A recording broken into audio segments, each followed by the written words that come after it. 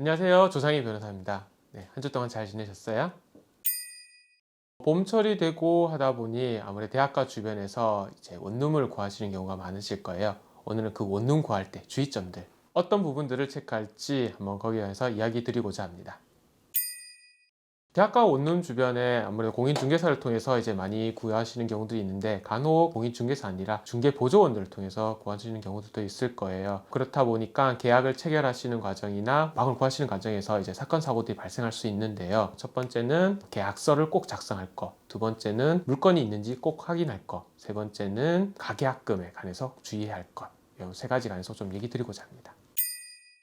방을 이제 구하시고 이 계약서를 원룸 관련해서 이제 계약서를 작성하실 때 보통 공인중개사를 통해서 하시면은 한국 공인중개사 협회를 통해서 임대차 계약서의 표준 계약서를 가지고 작성하는 경우가 많습니다. 거기에는 이제 기본적으로 임대차 계약 관련된 법, 이제 내가 이제 원룸을 구하고 원룸에서 살 때 웬만한 내용들이 다 기재되어 있어요. 그럼에도 불구하고 다른 양식을 쓰거나 혹은 새로운 양식을 쓸 때에는 내가 당초 주인과 얘기했던 부분들이 그대로 다 기재되어 있는지를 반드시 확인하셔야 되고요. 특히 주의할 점은 아무래도 관리비나 수도세, 전기세들 이런 부분들이 꼭 기재되어 있는지, 보증금 얼마로 기재되어 있는지, 그 다음에 임대 기간은 얼마 되어 있는지, 수리비는 어떻게 처리할 건지에 관한 내용들이 되어 있는지를 여부를 꼭 검토하실 것을 부탁드리고, 무엇보다 대리인이 나와서 계약을 체결하는지, 집주인이 직접 나와서 계약을 체결하는지 여부도 반드시 꼭 체크하셔야 될 것 같습니다.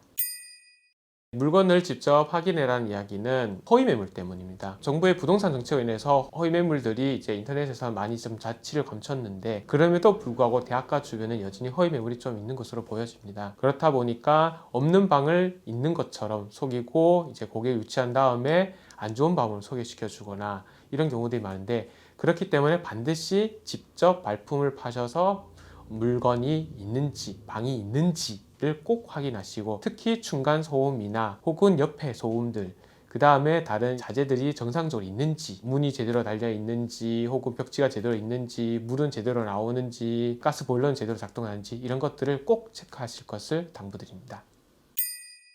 가계약금 관해서 제가 실제로 겪었던 사례를 하나 좀 얘기 드릴게요. 저도 이제 대학교 시절에 이제 원룸을 구한다고 발품을 판 적이 있었는데요. 그 당시에 중개보조원인지 공인중개사분인지 그분께서 저한테 이 물건 좋으니까 미리 가계약금을 걸어놔라. 혹시라도 물건이 파기되면 가계약금 돌려받을 수 있다라고 얘기를 해주셨어요. 그런데 실제로 법적으로는 가계약금은 원래는 돌려받지 못하는 돈입니다. 대법원에서는 가계약금에 관해서는 계약금으로 준하고 있고요. 계약금과 관련해서 매도인과 매수인 혹은 임대인과 임차인 관계에서 임차인이나 혹은 매수인이 가계약금을 포기할 때에만 계약을 해지할 수 있어요. 즉 처음에 내가 이 원룸 물건이 좋다고 해서 가계약금을 걸어놓으면 사실상 계약금을 건 것과 똑같이 되고요. 그래서 만약 이 원룸 말고 더 좋은 원룸으로 가고 싶을 때는 계약을 해지하셔야 되는데, 그러기 위해서는 원칙적으로 가계약금을 포기하셔야 됩니다. 그렇다 보니까 가계약금을 돌려받을 수 있다는 이런 문제점들에 관해서 뭣도 모르고 가계약금을 걸었다가 어떻게 잘못하다가는 당초 그 보증금의 배액 이상을 물어줘야 되는 어처구니없는 상황이 발생할 수 있어요. 그렇기 때문에 가계약금을 돌려받을 수 있는지 여부에 관해서 반드시 문자, 카카오톡 혹은 전화 녹음, 음성 녹음 등을 통해서 꼭 증거 자료를 남기시고 가계약금을 거시고 나중에 다른 더 좋은 원룸을 발견했을 때는 꼭 돌려받을 수 있었으면 좋겠습니다.